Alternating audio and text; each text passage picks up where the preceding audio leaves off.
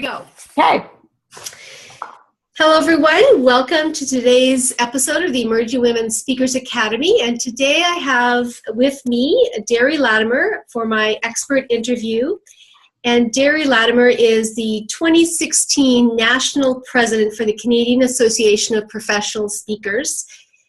And today I have the privilege of interviewing Deri, but I'm going to just tell you a little bit about her background before we get into some of the specific questions that we want to address today. But Deri Latimer is an expert in positive possibilities for people. She's one of fewer than 12% of speakers globally who hold the designation of CSP, which stands for Certified Speaking Professional. This is the international measure of excellence for professional competence, proven experience, and optimal client satisfaction. This is one of the designations for CAPS, the Canadian Association of Professional Speakers, and corresponding to the NSA in the United States, the National Speakers Association. Mm-hmm. So Deri combines a business degree in human resources management and also has 20 years experience in engaging audiences across every business sector. She is a TEDx speaker, a trainer, an organizational consultant, and she also works with organizations who want to create happy, healthy, and humane workplaces. Wow! For increased positivity, productivity, and prosperity. Love the alliteration there. I can't help myself. Once I get going, I can't stop myself. I like that too. It's so good. So Deri creates cutting-edge educational experiences for different organizations that she works with, adding extra value with her with providing certification in emotional intelligence, psychometric assessment, and neuro-linguistic programming. She's also been a popular instructor in the University of Winnipeg's Management Studies program for over 15 years, designing full credit courses and seminars in resilience, positive psychology, team building, leadership development. Deri also has client resources such as two of her books, Wake Up to Your Habits and What's Your Story, You Decide, as well as an app called Mood Manager, to provide a rich resource of strategies and tools to shift your emotions, adjust your thinking, and positively impact your results. We already have something in common, a few things in common, Deri. My undergraduate degree is in linguistics, so I've had linguistic, neuro-linguistic training as well, and I also did my coach training is in positive psychology. Cool. Yeah. I did not know that, Lisa. Fantastic. Yeah. So right. That's exciting. No wonder I like you so much. Yeah, exactly. See, we're attracted to each other. We know that already, right? That's right. So I had the privilege of meeting Deri for the first time in person when she came to our Edmonton chapter of the CAPS chapter at Edmonton to speak. And very vibrant, very positive, just like she teaches and trains others. And so really, really something that I think is a really important skill as a speaker too, to be able to exude that. But you do it so naturally. Obviously, you live what you teach. Well, thank you. And you as well, Lisa. Thank you. So Deri, one of the things that I wanted to do, like for the listening audience that I'm interviewing for, is women who are starting out speaking, just, maybe they're just getting their feet wet, they haven't even stepped onto a stage, some of them have, and they're growing in their skill set. And some of the things that you've walked through, maybe the challenges and the victories, and some of the things that you've learned along your journey of speaking to the place where you are today, as in the credentials that you hold. So I'm hoping that from that you can share some things that would help them in their journey to continue to perfect their skills and become more effective communicators. So Great. A few things I wanted to ask you is, first of all, how did you get started in public speaking? I know your background is in business and human resources, and tell me a little bit about your journey in public speaking and maybe some of the things that you started out doing.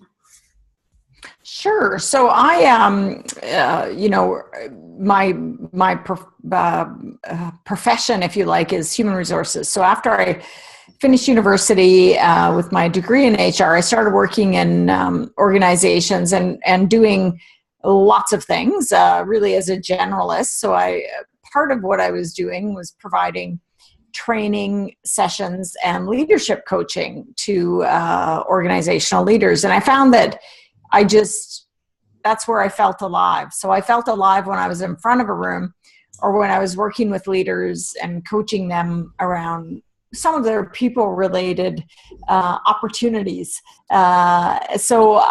Really early on, really literally within a year after graduating university, I knew that I wanted to be self-employed, and I wasn't sure how I was going to do that, but I just felt that was my calling. And so I pretty early on started just paying attention to people that I met, and I did meet people who were role models to me. So they were people who were already doing it, and I just watched what they did and asked them questions about how they did that. And I found that fairly early on, I started to get clear about how I might be able to, or clearer, I should say, about how I might be able to do this myself. And and then, Lisa, that I sort of part of my personal story includes some, moments, those life-changing moments. And I had one fairly shortly after university. And that kind of propelled me actually to speed up my desire to develop my speaking business. So it's, one thing I believe is that often those, really huge moments in your life propel you forward more toward what your true passion is. And that happened for me in my 20s. It was both fortunate and unfortunate, because it came from an unfortunate experience. However, it was fortunate in that it caused me in that, that moment in my life to say, what do I really want out of my life? And I knew that I wanted to be able to reach as many people as I could with a message that I thought was important. So I had this experience working in organizations in front of the room. And then very quickly, again, in my 20s, I started, and it's not the age thing that matters. I just mean, as soon as I realized this was true for me, I started as quickly as I could. Yeah. So I started teaching courses at the universities in the cities in which I lived. So I was able to do some teaching of night programs. So I was still working full time, but I was able to start teaching night courses. And that put me in front of people who I knew could eventually at some point hire me. Yeah. And also give me experience in front of the room. So that was a big part of my early journey. First, studies. Secondly, really having one of those defining moments where I felt that I really knew what I was supposed to do with my life, or I thought I knew. Yeah. And then thirdly, putting myself in front of people who I thought would be able to hire me. Those were three really key things for me. So what was the first one you said? So the first one was really about that educational component, getting the foundation. So my university degree allowed me an opportunity to be in front of a room. And that's where I first sort of, was in those early times in my profession where I just noticed there were moments where I was more alive than others. And for me, those were the moments that I had in front of a room. Yeah. And I want to pick up on that, because you said that in the beginning too, is that you realized, because you were in touch with how it made you feel on the inside and what happened to you when you were in that place or on that topic or whatever. And that, I think, is so key. And there's many women who are in that place where they feel like they are supposed to be speaking and have a message, but lack the confidence. Maybe they don't have the contacts or the ability to put together a message. So they're struggling in that. What were some of the struggles that you had initially when you started to move forward in that? Or was there? Yeah, it's well, and I think that for a lot of the struggles, if you like, are common amongst us. And you know me, Lisa, and know that I'm a person that is always looking at positive moments as well as possibilities. So here's that's always how I frame things. So yes, I know things were struggles, but here were the possibilities that I believe I was presented with.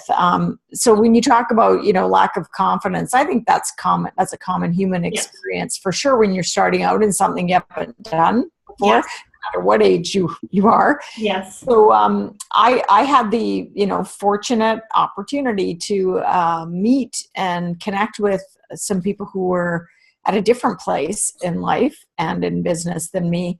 And I kind of was able to saddle myself up beside them and watch them work. And it was through a conversation with one of them where we were going to be doing an event and I was going to be on stage with them, these two very senior, they also happened to be men, but people who had a lot more experience than me. And one of them said something to me that I still think about to this day, and this was many, many, many years ago. He said, no matter what happens, Deri, just be okay with whatever happens. Because I was so worried, what if I forget what I'm supposed to say? What if I, fall off the stage? What if I, all the things that are, of course, our mind, all the games our minds play with us. But I think about that many times, even now, that I've been speaking for many years before I go on stage, to just remind myself to just be in the moment, just be there. And that, it's going to be okay. In fact, I think that the way to achieve confidence is by doing, and to just, give ourselves a break and just be okay with whatever happens, no matter what happens. Yeah. First of all, the worst thing that you imagine will not happen, right? You always imagine it much worse. Exactly. Ever possibly could happen. But say something not good happened, right? That something that you really didn't think went well, or you thought, I didn't deliver that as well as I could. Just, allow yourself to just be in that moment. So sort of say, okay, so here's what I think I've learned, and then to move on from that. So I think confidence comes from doing it. You have to do it. So get past the volume of the voice in your head that might be convincing you of disaster ahead, and just move forward. If you remind yourself that you're supposed to be doing this, that you have a calling, if you like, that you have a message that you believe people need to hear, and then keep doing it, and that to me, I think is key. Another thing I thought of when you asked that question around struggles, I think the really important thing for all of us who do this is that we are clear about what our message is.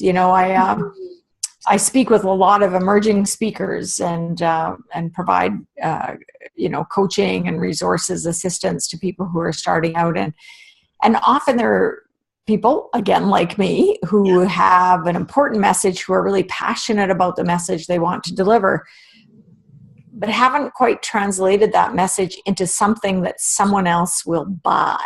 That's what I love about CAPS. And Lisa, you know this. Yes. So CAPS helped me to understand that, yes, Deri, you have an important message, but if no one wants to buy it, no one will hear it, That's right. So to turn the message into something that organizations care about, most of my clients happen to be the corporate market, and so I speak on topics related to resilience and positivity and happiness and wellness, and these can be considered sort of soft topics. Yeah. But I'm equipped to talk to organizations and organizational leaders about how that translates into bottom line results for them, be it around absenteeism or reducing sick time, reducing absenteeism, increasing productivity.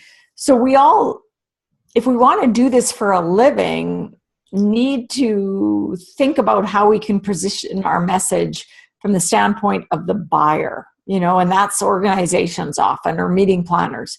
Right. What's in it for them? What's in it for their audience? We may have this wonderful message, but do they want to buy it? Is it something that's going to make a difference to them? So that was a huge learning for me when I first joined CAPS. And I really made, significant changes in how I approached what I do once I joined CAPS. That's a great point in terms of being able to turn that around and realize, because I think in the beginning we're very focused on the message that we have to deliver and think that everybody wants to hear it and should hear it. Right. Exactly. One person I was speaking with not long ago, she has a great message around parenting and parenting tips and tools for raising, healthy, resilient children. And as we talked, that's one of the things I asked her is, why would an organization buy your keynote, or your workshop? What's in it for them, for their staff and employees? And she suddenly started, very quickly naming a number of advantages to an organization having a parenting expert speak to their staff, their leaders. So that's the key, I think, is to keep your passion, but maybe change the way in which you deliver that passionate message so that someone else says, yep, this matters to us. Because the more you are heard, the more someone buys what you speak on, the more successful you're going to be, the more people will hear you, and so on and so on. That's really great advice. That's good. I'm going to go back a little bit to, you made reference at the beginning that you already had a place, for example, where you were speaking in the educational realm or based on your training. What about people who don't have like that kind of a platform to start off with? What would be a place that you would recommend they would begin to start to step out and get in front of people? Well, I also, in addition to speaking at universities, I made sure that I was paying attention to associations that had a market or people in the room who I thought I would like to hear what I have to say. In other words, they were people who I thought could hire me. So early on, I did much more of this than I do now. I would go in and speak at an association dinner meeting. And many of these things actually, if people say, well, how do I even hear about those? They're easy to learn about. In other words, contact and look in your local market, wherever you live, and look at the associations that are present in your market. You can even call them up. They all have a program. We know this, Lisa, right? They all have a program. They have dinner meetings or lunch meetings, and talk to them about how often they bring speakers in and what they're interested in. And then, and often, absolutely, these might not be a paid event. Yeah. However, they put you in front of people who could hire you. Right. So I did that much more in the early years than I do now, because I knew that was the right thing to do. I wanted to be in front of people who I thought would be able to bring me into their organization. And that's indeed what I found. Yeah. Yeah. And once you start looking, as you know, Lisa, there are more associations than you can imagine out there. That's right. Yeah. So that, that ranges from Rotary to Chamber of Commerce to moms groups, depending on, what your message is and your audience is looking for. Yeah, no, that's so good. And sometimes just putting yourself out there to just start to speak in those different arenas. I don't know about you, I found that when I started doing that, when I just started going out there, and even if I didn't have, say, an ideal audience in mind at the time, I just went out and started speaking, it became clearer to me as I did that who my ideal audience was and my message as well. So then I began to fine-tune maybe where I was going to speak. Have you found the same thing in the early stages? Absolutely. And, I do not look at those early times as, I'm just practicing in front of an audience. I made sure I was as ready as I could possibly be, that I was sharp and on point for that audience. In other words, what I'm saying is, I didn't take it lightly. Even if there was no money attached to it, I took it as seriously as if they were paying me, $50,000. I took it that seriously. And I found for sure that the more I spoke, the more I was able to be in front of a room, the clearer I got about the message I needed to deliver and how I could deliver it. Because I mentioned early in the call that I always paid attention. Early in my career, I paid attention to people who I thought were doing the sorts of things I wanted to be doing. So I watched them and paid attention. But I also paid attention once I started speaking to what were those moments in that keynote or in that workshop where people seemed to really come alive. When did I feel really with them? Just pay attention to those moments, because there's huge learning and insight that comes from those moments, and that helps you to really hone your message and your delivery style. Awesome advice. Yeah, no, that's really good. I was just thinking of this speaker that I met several years ago, and I remember hearing her story. She's from Australia. And she was talking about how she got started. She was speaking, it was in a church context or something, when she was invited to go do this retreat. And it ended up being like a handful of people she was speaking to. And this is when she was starting out in the early days. And she went there, just like you said, as if she was speaking to hundreds of people. Went prepared, gave her message. And little did she know that there was someone there in that small group who had a little cassette recorder, when we had those cassette recorders, and recorded her message and sent that cassette to someone else, who then got a hold of it and hired her in the United States to do. And then today she's an international speaker. And it all started from her showing up and giving her best. Yeah, with that small group. So that's so great that you said that. Yeah, isn't that true? And I think I always encourage speakers to really look around their local market, the local city or community within which they live. So I'm based in Manitoba, in Winnipeg, and so I mentioned the universities, I mentioned associations, but I also began to notice that there were organizations that had learning programs.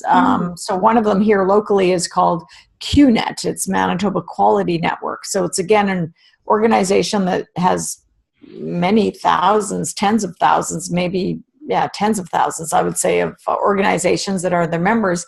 And they offer learning programs on an ongoing basis to their members. So I just contacted them and said, hey, I have some learning programs. Are you interested in checking them out? And they said yes. And so for many years, I would go in, once or twice a year and deliver a program for their members. So again, those were more organizations, and these were paid events now, of course, and more organizations that were able to experience me, organizations that I may never have been able to find myself in front of. That came about through this, other organization that offers learning programs. So, even the provincial government here, and I bet you in every province, the provincial government offers learning programs to their employees. And I, for probably 15 years, worked with the provincial government here. I not only delivered learning programs, I designed many for them. I've had a wonderful long-term relationship with the hundreds of thousands of employees that work for the provincial government here, which also led to some federal government opportunities as well as other provincial government opportunities. So, awesome. It's if it's what you want to do, you might be really surprised at what the opportunities are, and the key is to I think, and I'm biased, Lisa, but I think to connect with a professional association. Absolutely.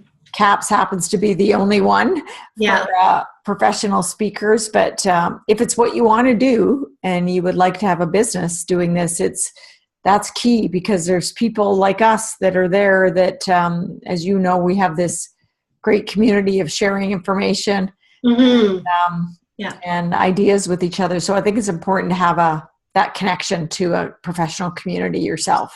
Absolutely. And just for the listeners to be aware of that, even though Deri had mentioned this for professional speakers, it is open to people who maybe they don't consider themselves a professional speaker, but they have been incorporating speaking, whether it be in their profession or in their business, and are moving forward in that development as a speaker.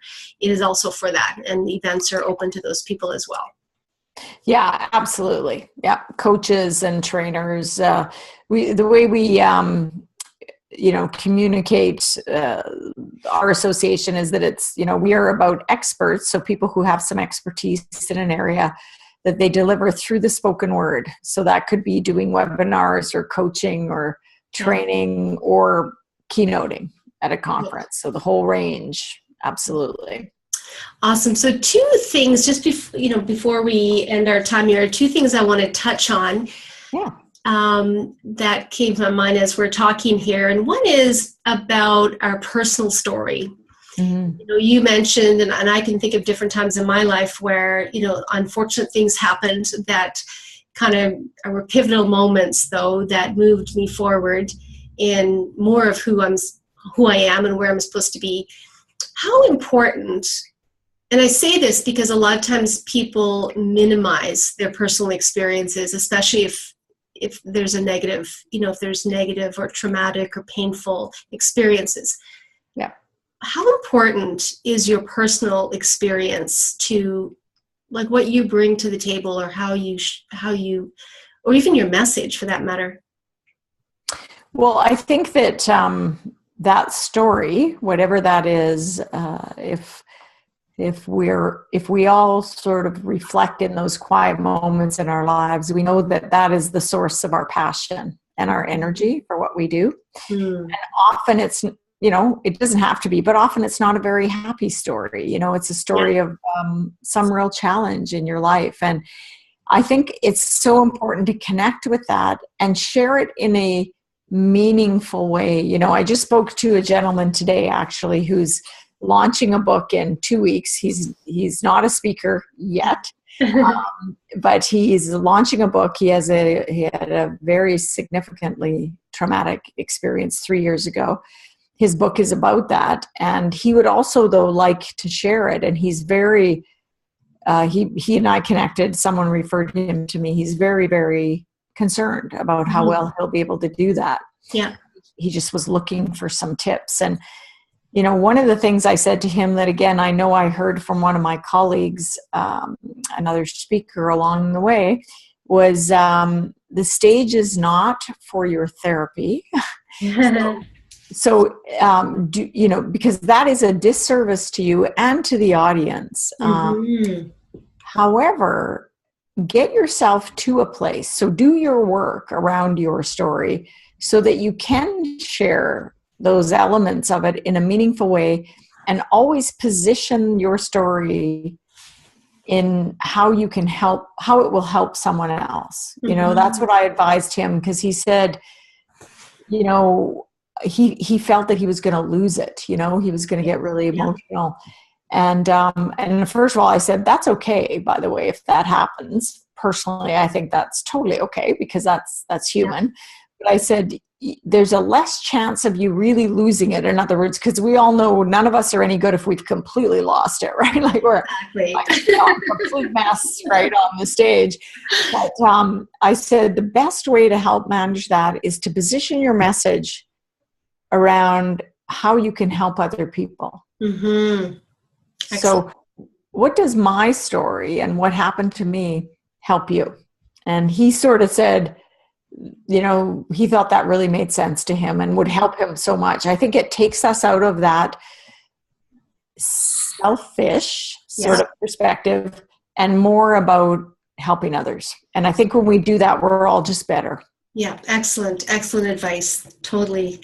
That's so important. It just gives that perspective shift, right? Even as we're standing there, even if we're in a moment where it becomes emotional, then we can remember, okay, how does this relate to the people here? And what is this for? Right. I think it helps us to think better and to, again, stay focused on why we're there. No, which helps the audience. Yeah. The other thing is regarding speaking in women. Have you found in your journey with speaking, working with men, working with women, that there's particular struggles that women have that, as far as speakers or challenges that they need to overcome compared to men? You know, that's a very interesting question. My initial response is no. I would not. I've right from when I was young, I refused to believe that my gender in any way negatively impact my experience at work. However, so that's why I say my initial response is no. I do recognize that there can be some gender-like, if you to use that phraseology, female-like or women-like tendencies that can get in our way. And I use that, I'm cautious even saying that, because again, I really don't like to generalize, at all. For sure. Because I think it's a person-specific thing, not a gender-specific. But so I would say because it sounds like women are your audience. So for women, I think I'd say this to men too, but for women to first and foremost, believe in yourself. So if you walk on to any stage or in front of any room and completely believe that you're supposed to be there, that is going to show. So I think sometimes, and I think again, it's not just women, but sometimes with women, there can be that the voice in your head can be really loud, right. Judgment. And so I think the best thing to do is just know, stand strong in the sense of believing you're supposed to be there, and that others will know that within seconds if you come on believing that. So I just think that's good advice for all of us. And the only time that I've seen with any speaker, I think that I maybe wanted to give them some tips if they had asked me would be around someone who appears not to believe in themselves. It just seems to show. And I think all of us, regardless of our gender, stop listening. If the person doesn't seem to believe in what they're saying, it's easy to be distracted by your phone. Yeah, absolutely. Yeah. So that would be the key for me. But I believe, as hokey as it sounds, that women can do anything, and that I think that particularly around connecting with others and